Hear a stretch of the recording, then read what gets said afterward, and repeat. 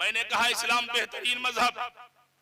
अब दुनिया में सबसे बेहतरीन किताब कौन, दुनिया में सबसे बेहतरीन बुक कौन? बुक तो बहुत है, सनातन धर्म में 24 किताबें, 4 वेद, 18 पुराण, 2 रामायण। लेकिन आओ इस्लाम का जायजा लिया जाए, पूरी दुनिया के लोगों की जिंदगी को पढ़ा जाए। पूरे संसार में जितने मानने वाले हो खुदा के माने, कोई 36 करोड़ को माने तो माने, कोई 36 लाख को माने तो माने, कोई 6 को माने तो माने, हम तो एक को मानेंगे। और एक किताब, जिस किताब का नाम कुरान है।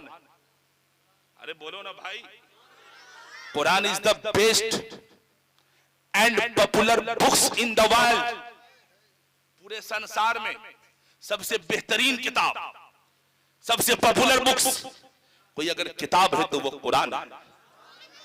कोई कुरान मिटाने चला, कोई कुरान को बदलने चला।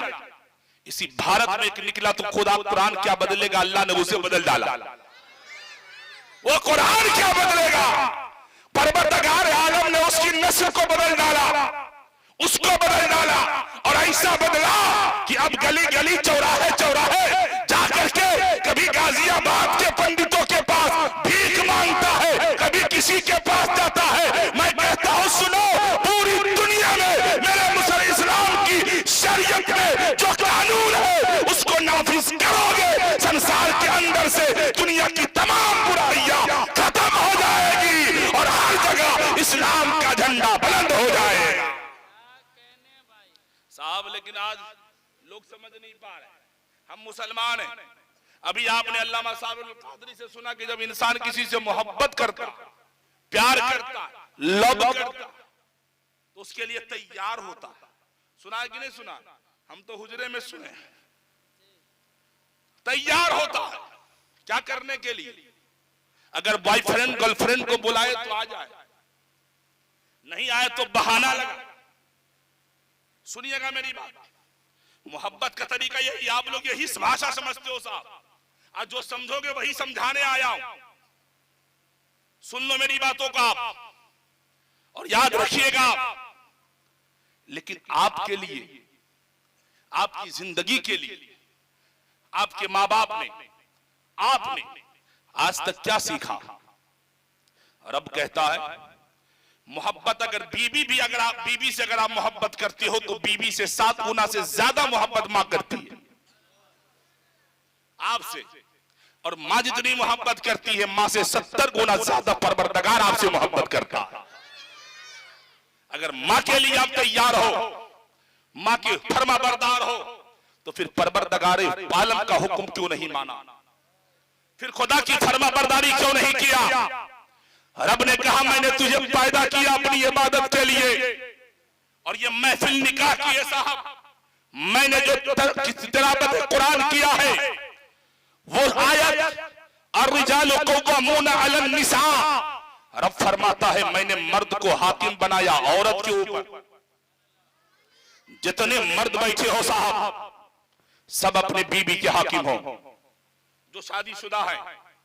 लेकिन साहब मैं आपसे पूछना चाहूंगा, अली जनाब भाई नूरुल्लाह साहब की शादी हो रही है, उनके वालिद क्या नाम वालिद साहब का आपके? मोहम्मद ताहिर हुसैन साहब के लड़के कल दूल्हा बनेंगे इंशाअल्लाह। अल्लाह इस शादी को मुबारकबादी बना दे। कही आमीन। आमीन मत कही, आमीन कहने के बजाय सुभान अल्लाह कहते हैं आप। मेरे नेपाल में ऐसे ही हुआ, एक जगह एक आदमी का अब्बा बन गया। तो नेपाल का सिस्टम है कि अक्सर लोग रहते हैं कतर में, तो भाई अपने बड़े भाई को फोन लगाया, कहा भाई साहब का बोल क्या हुआ? का अब्बा का इंतकाल हो गया। वो कतर में कह रहा था सुभान अल्लाह सुभान अल्लाह। 3 महीने के बाद उनको बेटा हुआ जो कतर में था। वही छोटा भाई फोन लगाया, कहा भाई साहब का बोल, का अल्लाह के फजल से आपको बेटा हुआ। तो कहता इन्ना लिल्लाहि व इन्ना इलैहि राजिऊन। नहीं समझे? उसको मकामे दुआ याद नहीं। जब कोई दुआ की बात हो तो आमीन कहिए, अब बात अच्छी लग जाए तो सुभान अल्लाह कह दीजिए। तब बोलो सुभान अल्लाह। देखिए सुनने का मन है, खत्म कर दे बोले तो फ्री में न सुनाएंगे, खर्चा कीजिए। बोलिए सुभान अल्लाह। खर्चा का मतलब रुपया नहीं, हाँ, रुपये की जरूरत सबको है, लेकिन हवस सबको नहीं। जो हवस करता है वो कारून हो जाता है, जो हवस करता है वो फिरौन हो जाता है, जो हवस किया वो शद्दाद हो गए। लेकिन जिसने हवस नहीं किया, पैसे की जरूरत को जरूरत समझा, तो मुस्तफा की बारगाह में सिद्दीक आए, अबू बकर बना दे, अबू बकर आए, सिद्दीक बनाए, इब्ने खत्ताब का बेटा उमर फारूक आए, हजरत उस्मान गनी आए, हजरत मौला अली हुए। लेकिन जब पैसे को हवस समझकर जिसने अपनाया, वो बादशाह बन के कारून चमकता है, फिर भी उसका निशान जमाने में कोई नाम लेवा नहीं। और जिसने मेरे मखदूम सिमना की सल्तनत को जूते की नोक पे उड़ाया है, मुस्तफा की शरीयत को अपने सीने में समाया है, पूरी दुनिया आज भी मेरे मखदूम की चौखट पे पड़ा रहता। आप पैसे के चक्कर में मत जाइए। हारून बरकाती ऐसा आदमी है कि रुपया मांगता ही नहीं, और मैं ऑन कैमरा भी बोलता हूं, मिंबरे नूर से बोलता हूं, मैंने आज तक तकरीर का सौदा नहीं किया। और याद रखिएगा, बरकाती कभी करेगा नहीं। बस मैं बोलने आया हूं इसलिए कि आज मुझे उम्मीद है कि इधर से 2 आदमी मेरी बात जरूर मानेंगे, एक आदमी इधर से भी मानेंगे, ऐसा मुझे लग रहा है। अगर मैं आपको समझ रहा हूं और मैं ये समझ रहा हूं कि आपके दिल में मुस्तफा की मोहब्बत है, तो जरूर मेरी बात मानेंगे, और नहीं तो कोई बात नहीं, बरकाती बोलेगा कल नेपाल चला जाए, है कि नहीं। अब आइए, अर्रिजालु क़व्वामूना अलन निसा, अल्लाह ने मर्द को हाकिम बनाया औरत के ऊपर। साहब, हुकूमत कब तक रही आपकी? जब आप घर में रहते हो, बीबी पर हुकूमत चलाते हो, खाना खराब हो, बीबी पर हुकूमत आप चलाते हो, पानी देने में देर हो जाए, गाली आप देते हो, कोई बात कहते हो, अगर थोड़ी सी ताखिर हो जाए, तमाचे आप लगा देते हो। लेकिन जब शादी ब्याह का माहौल होता है साहब, आज पूरी दुनिया जानती है निकाह करना सुन्नत, कभी निकाह वाजिब भी होता, फर्ज भी होता, हराम भी होता, मैं उसकी तरफ जाना नहीं चाहता। लेकिन अगर मेरे मुस्तफा की सुन्नत को अपनाया जा रहा है, मुस्तफा की सुन्नत को जिंदा किया जा रहा है, तो फिर साहब मुस्तफा की सुन्नतों में पटाखेबाजी क्यों हो रहे हैं?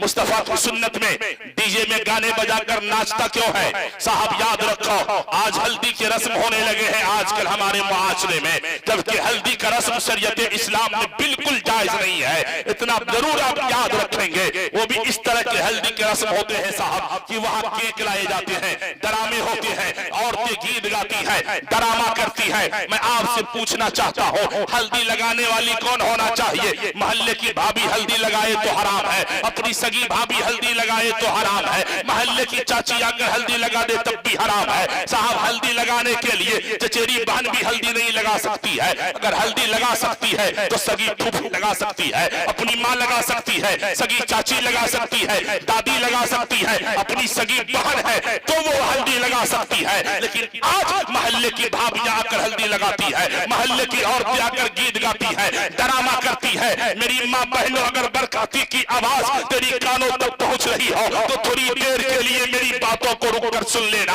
बरकाती तुझसे कुछ कहने आया है। जो औरतें गीत गाती है उससे जाकर जरा आप पूछो, क्या तुझे नमाज पढ़ने भी आता है? क्या तू नमाज पढ़ती है? तो कहेगी मौलाना मैं पढ़ी लिखी नहीं हूँ, मुझे पढ़ने नहीं आता, मैं नमाज नहीं पढ़ती। मैं उनसे कहना चाहूंगा, तो फिर बता तूने कौन सी किताब पढ़ी है जहाँ गीत लिखे हैं? जहाँ तुमने कौन सी ऐसी बुक पढ़ा है जहाँ गीत तूने याद कर लिया है? तो वो औरत बोलेगी मौलाना गीत पढ़ा नहीं जाता, किसी किताब में लिखे नहीं गए हैं, बल्कि हम सुनते सुनते याद कर लिए हैं। तो उसी माँ बहन बहू बेटियों से बरकाती कहना चाहेगा, अपने घर के हालात को आप संवारो साहब। अगर आपके घर में शादी हो रही है, आपके सामने बेटी नाच रही है, लेकिन जुबान आपकी बंद है, आपकी बीवी नाच रही है, जुबान आपकी खामोश है, आपकी बेटी नाच रही है, जुबान आपकी बंद है। साहब, ऐसी हुकूमत आपकी, खुदा ने तुझे हाकिम बनाया है तो हुकूमत करो, ऐसी हुकूमत करो कि हरामकारी को अपने घर से दूर कर दिया जाएगा,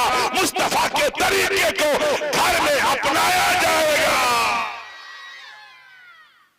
कितने लोग हो साहब जो आपको अपनी बीबी पे कहा होगा, लेकिन खाना खराब होने पर गाली जरूर दिया होगा, गुस्सा जरूर किए होंगे, लेकिन कितने लोग हो साहब की गीत गाने पे कहा होगा बंद कर? कितने हो साहब? कितने लोग हो साहब जो शादी के माहौल में औरतें नाचती हो तो आपने कहा हो बंद? आप नहीं कहते साहब। क्यों नहीं कहते? आपकी हुकूमत मर जाती है क्या? अगर किसी को लग रहा हो ये मौलवी मुझे कह रहा है तो यकीन जानिए साहब मैं आप ही को कह रहा हूं, किसी और को नहीं कह रहा। मैं आईना हो दिखाऊंगा दाग चेहरे का, जिसे खराब लगे वो सामने से हट जाए। बरकाती चंद बातें आपसे करने आया है। मैं जानता हूं लोग समझते चतुर्वेदी को बुलाओ बहुत हंसाएगा, बड़ा मजा आएगा। मजा देने वाला मौलवी मैं नहीं साहब। फिर अगर आपको हंसना हो तो किसी और चतुर्वेदी को बुला लीजिएगा दूसरी महफिल में। बरकाती आपसे कुछ बातें करने आया है और वो बातें अपनी बाप के घर की नहीं करेगा, अगर करेगा तो रसूल पाक के घर की करेगा। अब जरा आप अपनी ज़हन को करीब रखिए। मैं आपसे पूछना चाहता हूं, यहां 55 वाले भी बैठे हैं, 55 साल वाले भी बैठे हैं। ये 55 वाले हैं और कुछ लोग 55 वाले हैं। ईमानदारी और दयानतदारी से बताइएगा कितने लोगों को नमाजे जनाजा पढ़ने आता है, या कितने लोगों को तहियात याद है? जरा हाथ उठाइए। गिनती के लोग हैं। चलिए अभी मैं माइक मुंह में लगा के सुनूंगा, आप टेंशन मत लीजिए। तहियात तो याद हैं 2-4-10 लोगों को। यहां 10 ही लोग बैठे हैं क्या? जनाजे की नमाज में कितनी चीजें पढ़ना जरूरी है? सना, दुरूद इब्राहिमी, दुआए मैयत, सिर्फ 3 चीजें। चौथी तकबीर होगी, जनाजे की नमाज खत्म। इतना मालूम है ना आप लोग को? लेकिन हर नमाज में, हर जमाजे जनाजा में तक आपको नीयत सुनना है। सिर्फ नीयत हर कोई सुनना चाहता, और नीयत के अलावा कुछ नहीं जानता। और अभी तक मुसलमानों को नीयत भी याद नहीं हुआ। अब थोड़ा सा गंभीर हो जाइए मेरी बात को सुनने के लिए। इनको जरा जल्दी कहिए ना, जगह दे दे, निकल जाए। नीयत तक याद नहीं साहब हमें। हम जाते हैं जनाजा पढ़ने, अगर इमाम साहब नीयत न बताए तो लोग टेंशन में आ जाए। क्या जुनैद भाई साहब? लोग टेंशन में आ जाए, कैसा मौलाना है, नीयत भी नहीं बताया। जबकि साहब आप जो जनाजे के पीछे पीछे कब्रिस्तान गए हो ना, तो आप जोहर और असर मगरिब ऐशा की नमाज पढ़ने नहीं गए हो। आप गए क्यों हो? किसी जनाजे के पीछे अगर आप कब्रिस्तान जा रहे हो तो नमाज जोहर पढ़ने जा रहे हैं कि जनाजा पढ़ने जा रहे हैं? ओ चाचा अस्सलाम वालेकुम। आही जे कहै छी बार निक लगै छी। हां, क्या करने जाते हैं भाई? कुछ बोलिए आप लोग, हूं हां कीजिए। जनाजा पढ़ने जाते, यही तो इरादा, यही तो नीयत है। दिल के इरादे का नाम ही नीयत। जुबान से नीयत नहीं की जाएगी तब भी नमाज जनाजा हो जाएगी, इतना समझ लीजिए। लेकिन सना पढ़ना होगा, दुरूद इब्राहिमी पढ़नी है, आप दुआए मैयत याद करना होगा। कितने को याद है साहब? याद रखो, आप भी किसी माँ की औलाद हो, मैं भी किसी माँ का बेटा हूं। मेरा भी कोई बाप है, आपके भी कोई वालिद होंगे, आप भी किसी की औलाद हो साहब। आपको भी आपकी माँ ने 9 महीना सिकम में रखा होगा, मेरी माँ ने भी मुझे 9 महीना सिकम में रखा है। आपकी माँ ने भी 2 साल तक अपने सीने से खून को दूध बनाकर पिलाई है, मेरी माँ ने भी मुझे 2 साल तक खून को दूध बनाकर पिलाई है साहब। जिस तरह परवरिश आपके वालिद ने आपका किया, हो सकता है मेरे बाप ने भी मेरी परवरिश इसी तरह किया होगा साहब। लेकिन एक दिन ऐसा आएगा, आपके निगाहों के सामने आपके बाप दम तोड़ देंगे, आपकी मां मर जाएगी साहब, तेरे सामने मां का लाशा पड़ा होगा। तब आप कहोगे मौलाना या मेरे घर वालों ठहर जा, अभी मैं बेंगलोर की जमीन पर हूं, आने दो तो जनाजा होगा। अभी मैं चेन्नई में हूं, आने दो जनाजा पढ़ूंगा। अभी मैं दिल्ली और मुंबई कोलकाता की सड़कों पे हूं। अभी मैं इमरजेंसी के अंदर फ्लाइट का टिकट लेकर आ रहा हूं। मेरे आने के बाद मेरे बाप का जनाजा उठाया जाएगा।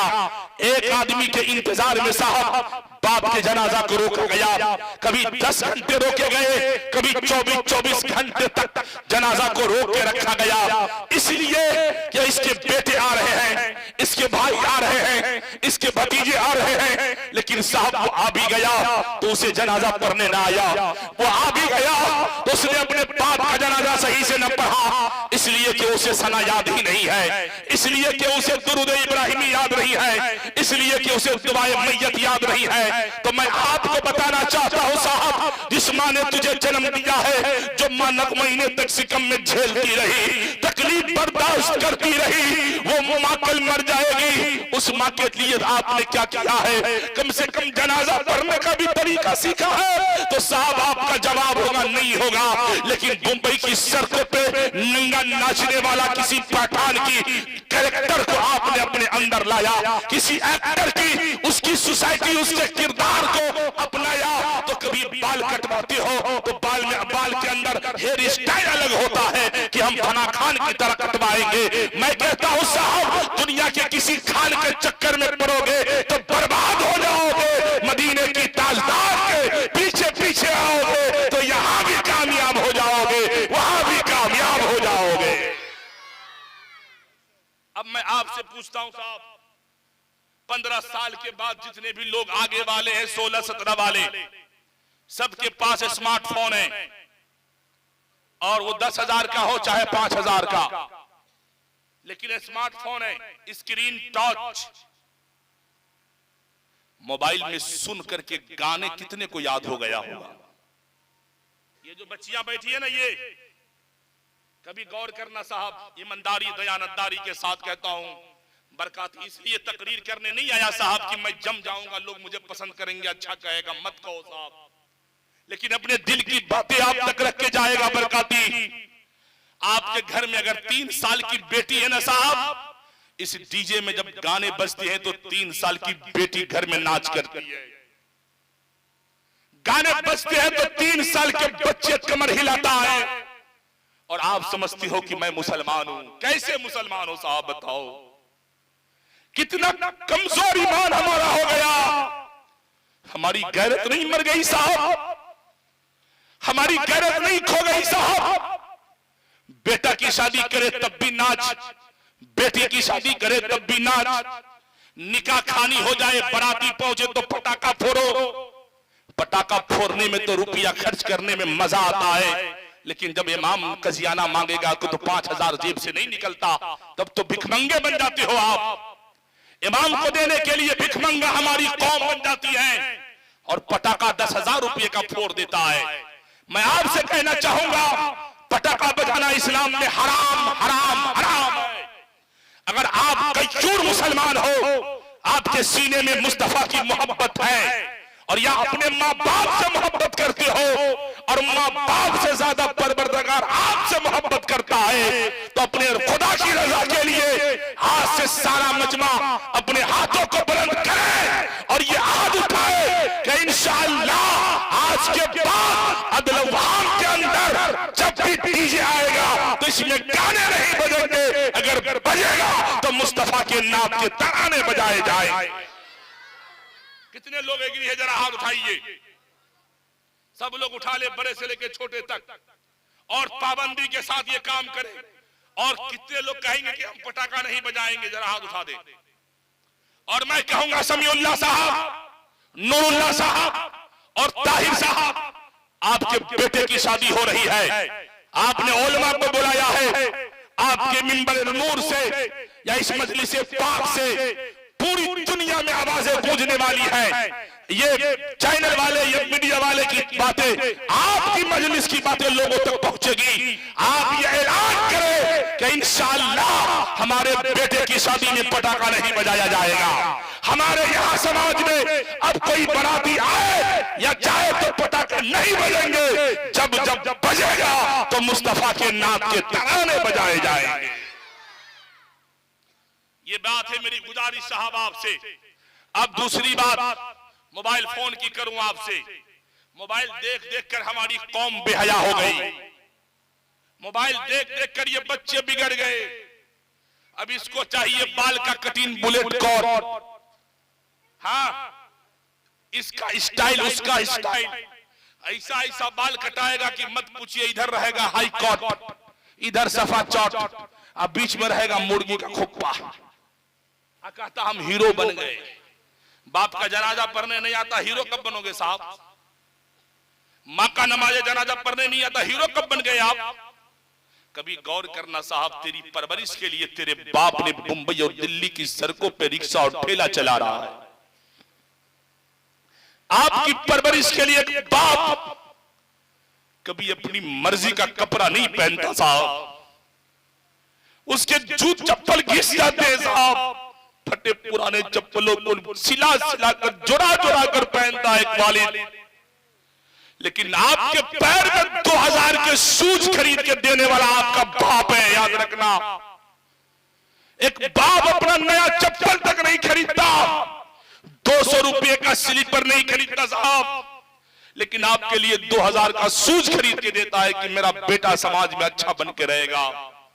लेकिन तुम कैसे बेटे बने हो साहब कि अपने बाप का जनाजा पढ़ने की भी तैयारी तुझे नहीं मालूम। तुम कैसे बेटे बने हो साहब कि रुपया पास आ गया तो चांदी का सिकरी पहनकर, गले में लटका कर, हाथों में ब्रासलेट पहनकर सड़कों पे घूमते हो, लोगों को बताते हो कि मैं बड़ा अमीर बाप का बेटा हूं। नहीं साहब, ये दिखाने की जरूरत नहीं है। तेरे बाप ने बड़ी मेहनत की है साहब। जो मोबाइल तुझे और आपको बेहया बनाया है, उसी मोबाइल का सहारा लो। मैं नहीं कहूंगा 24 घंटा में आदमी 4 घंटा मोबाइल देखता है। बरकाती दूध का धुला हुआ इंसान नहीं है साहब। मैं भी 4 घंटा मोबाइल देखता हूं शायद के अल्लाह न करे मेरे अंदर ये बुरी आदत आ जाए मोबाइल देखने वाली। लेकिन मैं आपसे कहना चाहूंगा साहब, देखने वाला देख रहा है, सिर्फ 20 मिनट आपको 20 मिनट निकालना है साहब, और 20 मिनट निकाल कर आपको दुनिया सीखना है। सीखना यह है कि यूट्यूब पर जाओ, सर्च करना आपको है कि मुझे सना याद करना है, दुरूद इब्राहिमी याद करना है, तहियात याद करना है, दुआए मैयत याद करना है, दुआए क़ुनूत, दुआए मासूरा याद करेंगे। तिलावत कुरान छोटी छोटी 4-10 आयतें, 10 सूरतें हम याद करेंगे। कसम खुदा की एक दिन में नहीं होगा, एक महीने में होगा, एक महीने में नहीं होगा, 6 महीने में करो, 6 महीने में नहीं हुआ, 1 साल में करो, 10 साल में करो। याद रखो साहब, ये मोबाइल के जरिए अगर आपने सीख लिया तो आपके बाप का जब जनाजा पढ़ोगे तो फायदा ये होगा साहब कि पैगंबर ईसा अलैहिस्सलाम की उम्मती में एक गुनहगार बंदा मर गया, बेटा रहमान और रहीम कहता है तो अल्लाह ताला उसकी बाप को मगफिरत कर देता है। और उम्मत मुहम्मदिया अगर बाप का जनाजा सही से पढ़ लिया तो याद रखना, आपके जनाजा पढ़ने की वजह से अल्लाह ताला आपके माँ बाप की मगफिरत फरमा देगा। तो कितने लोग याद करोगे, जरा हाथ उठा दो। मुझे तो नहीं लगता कि अगली बार मैं आऊंगा, और अगर आ गया ना अनवारुल हक साहब तो नाम तो मैं नहीं जानता, लेकिन चेहरा पहचान लिया सबका। तो मैक लगाऊंगा मुंह में और पूछूंगा बतासना क्या है। और इस नीयत से नहीं साहब, आपको इंसल्ट करने के लिए नहीं, अल्लाह माफ करे, सिर्फ इस नीयत से कि आप मेरे भाई हो, आप मेरे भैया हो, मेरे चचा हो। अगर आपको मैं नहीं बताऊंगा साहब तो कौन बताएगा? हम लोग हैं ही इसीलिए साहब। लेकिन डॉक्टर की बात याद रहता है। डॉक्टर ने कहा आलू नहीं खाने को, करेला नहीं खाने को, साग नहीं खाने को, गोश्त नहीं खाने को, एकदम फॉलो करेंगे। लेकिन मौलाना कह रहा है नमाज पढ़ने को नहीं पड़ेगा। याद रखना, डॉक्टर को पैदा करने वाला भी खुदा है। बीमारी का इलाज करता तो डॉक्टर है, शिफा देने वाला रब्बुल आलमीन है। उनके गाइडलाइन को आप जिस तरह फॉलो कर रहे हो साहब, काश के 1% आपने खुदा के फरमान को फॉलो किया होता, काश एक बातें आपने माना होता और नमाज पढ़ता, एक बातें मानता, मुसलमान होते तो चेहरे पे दाढ़ी सजाते, तो कसम खुदा के अदलवाम के अंदर इनकलाब आ गया, एक बेदारी आ गई होती। तो मैं आपसे उम्मीद करता हूं कि आप इस बातों को जरूर मानेंगे। अब आगे की तरफ मैं निकलना चाहता हूं। दुरूद पाक पढ़िए, अल्लाहुम्मा सल्ली अला सय्यदिना शफीअना नबियना मौलाना मुहम्मदिन मादिनिल जुदी वल करम मुबारक वसल्लम सलातो व सलामन अलैका या रसूल अल्लाह सल्लल्लाहु तआला अलैहि वसल्लम। खत्म कर दूं क्या? हाँ ना, जब तक बोलिएगा नहीं हम छोड़ेंगे नहीं। कर दे। अब बोला सुभान अल्लाह, जोर से बोलिए सुभान अल्लाह। हाँ माशाअल्लाह माशाअल्लाह। एगो शेर पढ़ेगा। हाँ हम चिराग भाई से अच्छा पढ़ते हैं, तो तनका एको बढ़ाइएगा तब न पढ़ेगा। ये देखा बहुत स्मार्ट लगा। की नाम है भैया? मुमताज कासिम। आए हाय का कासिम हो भाई। अल्लाह ताला आपको बांटने वाला बना दे। माशाअल्लाह सुभान अल्लाह। एक ही शेर पढ़ूंगा। सुनिए ताहिर भाई, ताहिर साहब चले गए। अच्छा दूल्हा भी चला गया, सब लापता हो गया। मैं ऐलान कर दिए दूल्हा लापता। अच्छा है। अच्छा सुनिए एक ही शेर पढ़ूंगा। एक शेर पढ़ दे। एक बार कहे सुभान अल्लाह, जरा हाथ उठा के या रसूल अल्लाह। सुनिए। ए आमना के चांद मदीना बुलाइए। अच्छा शेर है। हाँ अब कहिएगा कि हम कल चिराग की तरह आवाज लेकर होगा हमसे। हमारी तरह उनसे होगा। अब बोलिए अपना अपना सबके पास है। सुनिएगा। ए आमना के चांद मदीना बुलाइए, मदीना बुलाइए कि मरने से पहले गुंबद खजरा दिखाइए, खजरा दिखाइए। एक ही शेर पढ़ता हूं, दूसरा नहीं पढ़ूंगा। हाँ तो लोग कहेगा मौलवी साहब लालची हो गए। ना रहे को कम करो। अब सुनिए तकरीर हजरात। और रिजाल क़व्वामून अला निसा। आजकल एक बात और चल रही है साहब, मुतालबाए जहेज सबको मालूम है ना। मैं आपसे इतना कहूंगा कि अगर बेटे की परवरिश करते हैं तो उसका सौदा न कीजिए। बस यही बात एक जुमला कह के मैं आगे बढ़ना चाहता हूं। आपने अपने बेटे को पाला है साहब, इसको बेचने के लिए पाला है क्या? आपने बेटे की परवरिश किया है साहब, पाला है। याद रखिएगा अगर बेटे को अगर बाप ने 5 रुपया या 5 लाख में या एटीएम में केटीएम में बेच दिया, बुलेट लेकर बेच दिया, तो याद रखिएगा फिर बहू बुलेट पे घूमेगी और सास ससुर सबको घुमाएगी। याद रखिएगा साहब, घुमाएगी। इसलिए मैं चाहूंगा कि आप अपने बेटा को मत बेचिए। सिर्फ इस नीयत से निकाह कीजिए कि मुझे आपकी बेटी पसंद है, चलो निकाह कर लो। अगर पूछे मुतालबा क्या है, कहना मुतालबा मैं नहीं करता, मैं अपने बेटा को पाला है, मेरा लाल है लाल। और कोई बाप अपने बेटे का सौदा नहीं करता। और अगर सौदा करने की जरूरत पड़ेगी तो मुस्तफा की शरीयत पे करूंगा, किसी बाप की दौलत पर नहीं करूंगा, किसी के रुपये पे नहीं करूंगा। जब ये जवाब आपका होगा साहब, तो यकीन जानिए मुआशरे से जहेज का मुतालबा खत्म हो जाएगा और बेटा बुढ़ापे में बाप का सहारा बन जाएगा। एक और बात है, कुरान के अंदर अब फरमाता है बेटा और बेटी दोनों का हक है। अगर किसी के पास 2 बेटा 1 बेटी है, एग्जाम्पल देकर मैं कह के आगे गुजरता हूं, आप मानिए ना मानिए आपकी मर्जी, लेकिन मैं बता रहा हूं आपको, 2 बेटा 1 बेटी, बाप के पास 5 कट्ठा जमीन है, तो 2-2 कट्ठे जमीन दोनों बेटा को दे दीजिए, 1 कट्ठा जमीन अपनी 1 बेटी को दे दीजिए। ये अल्लाह का इंसाफ है। लेकिन हम इसको भूल गए साहब।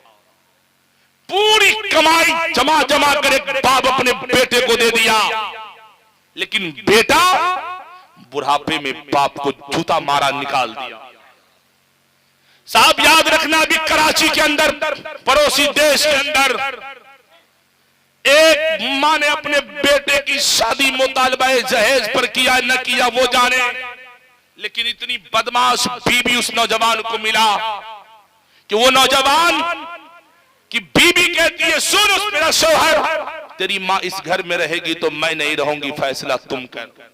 2024 की बात बता रहा हूं साहब, अभी की बात, इसी महीने, अगले महीने अक्टूबर की बात बता रहा हूं, अभी नवंबर चल रहा है, अक्टूबर की बात बता रहा हूं साहब। कराची का वो बंदा नाम जिसका शफीक है, उसने अपनी बीबी की मोहब्बत पे इतना मुब्तला था साहब, वो नामुराद ने अपनी मां को निकाला घर से और ले जाकर वर्ल्ड होम में रख दिया, वर्ल्ड हाउस में रखा, विधवा आश्रम, विधा आश्रम जिसको बोलते हैं ना, अनाथ थाले समझ लीजिए आप, वो जो बुजुर्गों के लिए होता है, ओल्ड होम कहिए उसको, वहां जाके रख दिया। एक हफ्ता मां वहां रही कि अपने बेटे की जुदाई में रो रो कर हार्ट अटैक हो गया, मर गई साहब।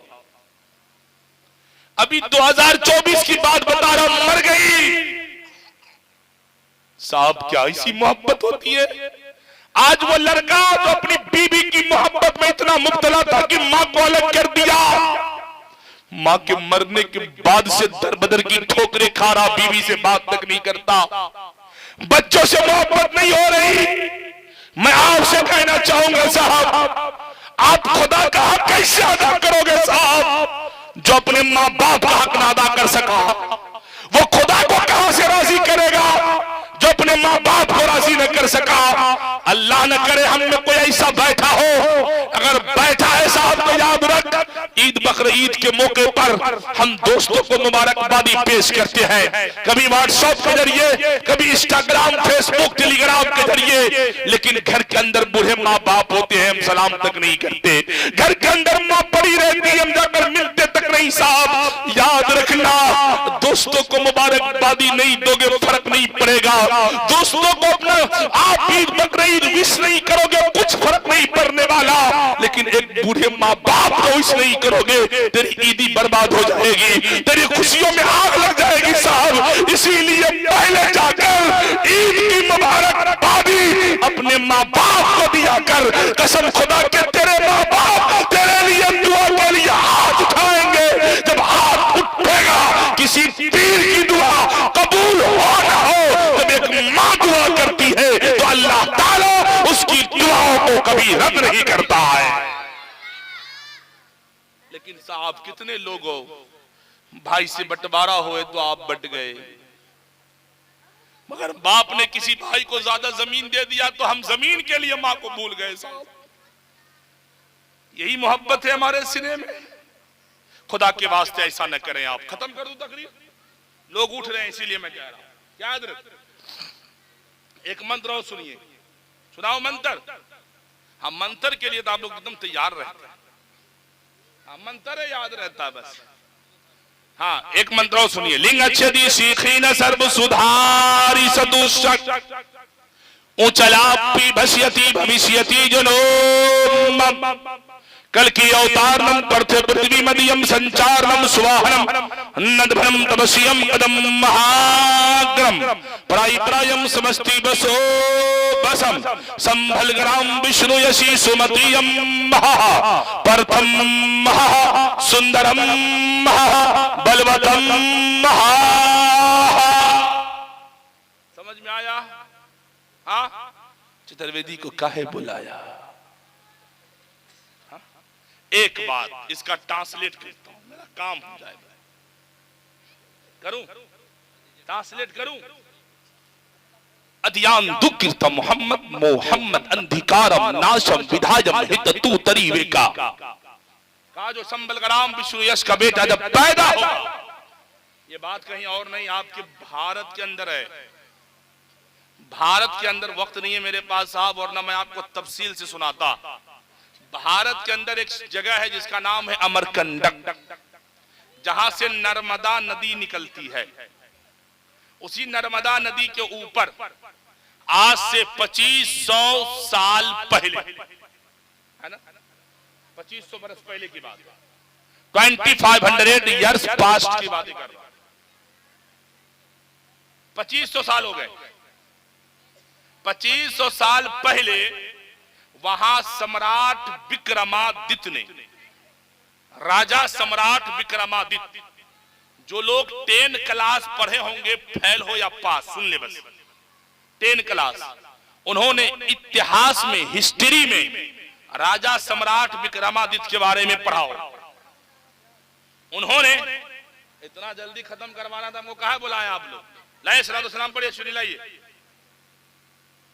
लुकनत उकनत मत दीजिए हाजी साहब। अब उधर जाके पूछिए ना, घर जाइए, कहिए खत्म करा दे। यही कह रहे हैं मुझको आप, इसका मतलब है कि आप मुझको कह रहे हैं, मेरी बातें आपको बुरी लग रही है, बोझ लग रहा होगा। नहीं, यहाँ कहने का उचित नहीं हो। नहीं तो हम समझ रहे, खाना खिलाना भैया तो खत्म कीजिए ना, लाइए ना सिरनी, आप सिरनी लाइए, हम खत्म करें। हाँ, आज यहाँ बोलेंगे, कल कहीं और जाके बोलेंगे, कहीं ना कहीं काम करेंगे। माजरत के साथ माफ कीजिएगा मुझको, हाँ अगर बुरा लगे तो माफ कीजिए खुदा के वास्ते। बस इतना समझ लीजिए, मैं एक काम करना चाहता हूँ इसलिए बोल रहा हूँ। कहा कि राजा सम्राट विक्रमादित्य ने वहां मंदिर बनाया, आज भी वो मंदिर बना हुआ है, वहां मेरे मुस्तफा का मुजस्समा बना। आका करीम दुनिया में तशरीफ नहीं लाए, जाहिरी जिंदगी में मेरे आका को दुनिया में तशरीफ लाए 1499 साल हुए। कितने साल हुए? 1499 साल दुनिया में आए हुए। अब जो 12वीं शरीफ आएगा ना, मेरे मुस्तफा का 1500 साल होगा। अरे बोलिए ना सुभान अल्लाह।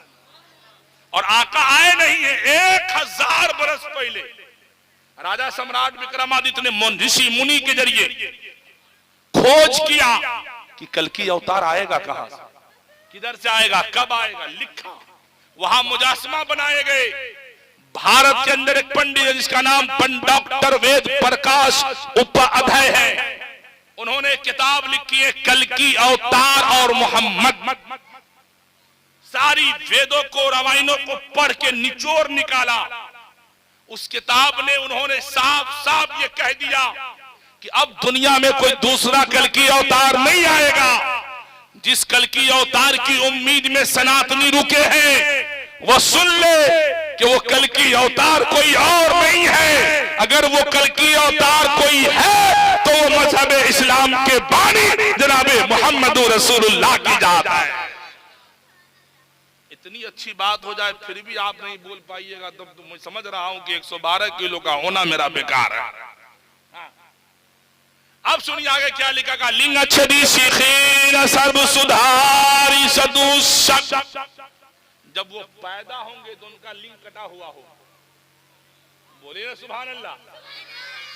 जब वो पैदा होंगे तो खतना शुदा होंगे, नाक कटे हुए होंगे, बाल में तेल लगे होंगे, सुभान अल्लाह। उलमा बैठे, पूछिए इनसे आप, मेरे मुस्तफा पैदा हुए माँ के शिकम से खतना शुदा पैदा। आज हम भी अपनी औलादों को खतना करवाते हैं, नहीं करवाते हैं? क्यों करवाते हैं? मुस्तफा ने अपने नवासे का अकीका किया, खतना किया, और मुस्तफा खतना शुदा थे। आइए किताब भविष्य पुराण पेज नंबर 128 कह रहा है, लिंग अच्छी सीखीन सर्व सुधारी सदूषक। जो उनका मानने वाला होगा वो भी लिंग कटवाएगा, खतना करवाएगा, बाल बढ़ाएगा, चोटी नहीं रखेगा। सीखीन सर्व सुधारी सदूषक उच्चलापि पश्यति भविष्यति जनोमम। जो उनका मानने वाला होगा बाल बढ़ाएगा, चोटी नहीं रखेगा, चेहरे पे दाढ़ी सजाएगा, गांठ नहीं लगाएगा। चाचा ये बात तोरा से कहे कर, तोरे से कहे थी इन्हीं आ जा, खुदा के वास्ते मुस्तफा से मोहब्बत है तो आ जाइए, आ चेहरे पे दाढ़ी बढ़ा लीजिए, मत शर्माइए, आवन देखिए मन कर रहा आ जाइए। चाचा तोरो कहे छियो है, एगो व्हाइट टोपी एगो ब्लैक टोपी, बहुत स्मार्ट लग रहे, कुछ नहीं मांगता हूं। दाढ़ी की बात आई, बढ़ा लेंगे, आइए मुसाफा कर लीजिए। हदीस शरीफ में आका फरमाते हैं जब एक मोमिन दूसरे मोमिन से मुसाफा करता है, जब तक उसके हाथ एक दूसरे से जुदा होता है, अल्लाह ताला उसकी गुनाहों को माफ फरमा देता है। सुभान अल्लाह। की नाम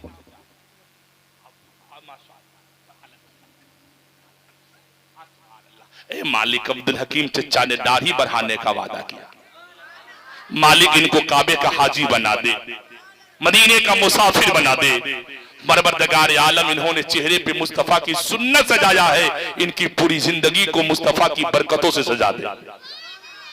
एक आदमी चाहिए, चाचा जबरदस्ती ना मन करत आ जा, हाँ मन के बात है, हमरो से कहे छियो एक आदमी बस। देखिए गुस्सा है तो चाचा मत आइएगा, हमको बहुत डर लगता रहता है, दाढ़ी बढ़ाने की बात है बस। अब देखिए तकरीरें तो सुनना पसंद आता है ना, काम की बात आती है साहब तो हम चेहरा मुझा ले। अब सुनिए दाढ़ी के बारे में कह रहा हूं मैं, दाढ़ी के बारे में गुरु नानक से पूछा गया, गुरु नानक महाराज आप तो सिख धर्म के बानी है। ए बाबे ए लड़का, हाँ अच्छा चुप चुप प्लीज साइलेंट, सुनिएगा।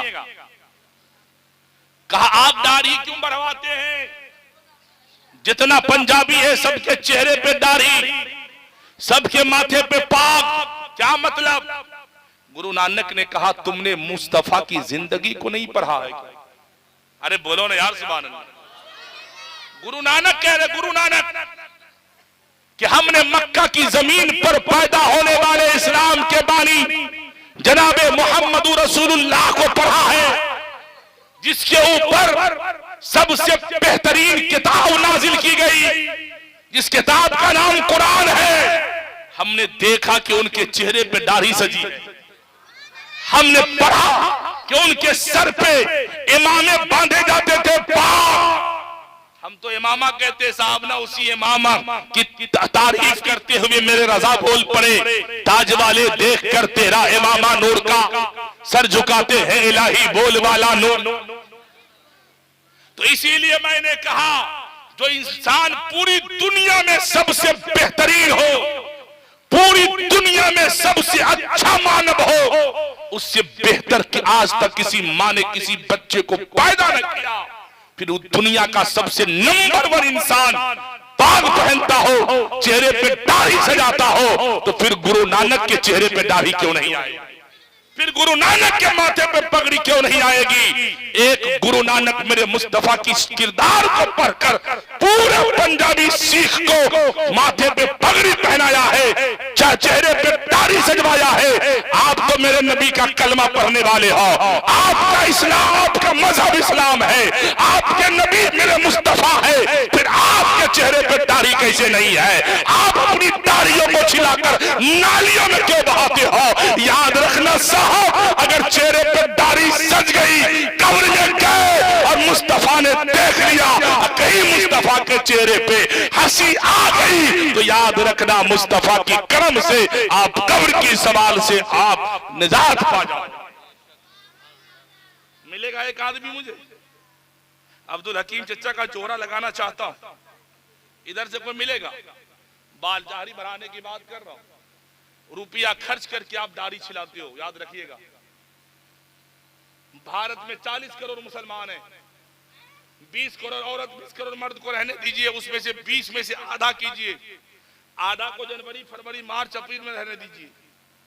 18 साल के बाद वाले को 10 करोड़ मानिए, 10 करोड़ में कितना % आदमी है दाढ़ी वाला बताइए? 4% मान लीजिए 10 करोड़ में से, है ना? या 50 कर दीजिए, चलिए, करने में क्या जाता है हजरत? 10 करोड़ में से 5 करोड़ दाढ़ी वाला, अगर 5 करोड़ रुपए का दाढ़ी वाला है, अगर आदमी दाढ़ी छिलाता है, मुसलमान की बात कर रहा हूं मैं, 1 रुपया खर्च करता होगा एक हफ्ता में, 1 ही रुपया मानिए, 5-10 रुपया से कम में तो कोई शेविंग भी नहीं करता। ठाकुर आपको अस्तूरा भी नहीं पी जाएगा, ब्लेड भी नहीं लगाएगा 5 रुपया 10 रुपया से कम में। लेकिन अगर 5 करोड़ आदमी भारत का हफ्ता में 1 ही दिन शेविंग करता है, तो याद रखो साहब मेरे मुस्तफा की सुन्नत को मिटाने के लिए, मुस्तफा की सुन्नत को मिटाने के लिए ये कौम, भारत का मुसलमान हफ्ता में 5 करोड़ रुपया सिर्फ इसलिए खर्च कर रहा है कि नबी के तरीके को मिटा दिया जाए। साहब जो कौम अपनी रहनुमा के तरीके को मिटाने में रुपया खर्च करती हो, महीने का 20 करोड़ रुपया मुसलमान हिंदुस्तान का इसलिए खर्च कर रहा है कि नबी के तरीके को, नबी की सुन्नत को मिटाया जाए। तो जो कौम अपनी रहनुमा के तरीके को मिटाने में रुपया खर्च करेगी, वो कौम दुनिया में मिटाई नहीं जाएगी। तो क्या आपको फूल का माला पहनाया जाएगा? अब भी अगर चाहते हो कि मदीने वाला आपसे राजी हो जाए तो खुदा के वास्ते अपने चेहरे पर दाढ़ी सजाइए, रुपया बचाइए। जब रुपया जमा हो जाए तो किसी गरीब की बेटी की शादी में लगाइएगा। गरीब की बेटी मुस्कुराएगी, मदीने वाला मुस्तफा गुंबदे खजरा में मुस्कुराए। है कोई साहब? है कोई? जबरदस्ती नहीं कहूंगा मैं। अब भी अगर आपका दिल न सिजा हो तो आप तो मैं क्या कर सकता हूं। अल्लाह ही खैर, अल्लाह भला करे आप। इस जुमले के साथ मैं अपनी तकरीर को समाप्त करना चाहता हूं कि नजर इनसे मिलाओ कि दौलत ईमान दे देंगे, जो काम आए कयामत में वही सामान दे देंगे। मुसलमान है सबूत इसका सरे मैदान दे देंगे। मोहम्मद के लिए हम लोग अपनी जान दे देंगे। कितने लोग जान देंगे? जरा हाथ उठा दीजिए। जान देने की बात हो रही है, जान देने की बात कर रहा हूं। जान मत दो चाचा, जान मत दो, दाढ़ी दे दो। जान देने के लिए हाथ उठा रहे, दाढ़ी देने के लिए हाथ उठाइए ना। आप रखेंगे दाढ़ी? आ जाइए। सुभान अल्लाह। रखे हैं? माशाअल्लाह। उसको बढ़ने दीजिए। छुट्टी नहीं, मुट्ठी। हाँ, खुट्टी वाला मत रखिए, मुट्ठी वाला रखिए। जी हाँ। अब बताइए, जान दे देंगे लेकिन दाढ़ी नहीं रखना। अल्लाह खैर करे साहब।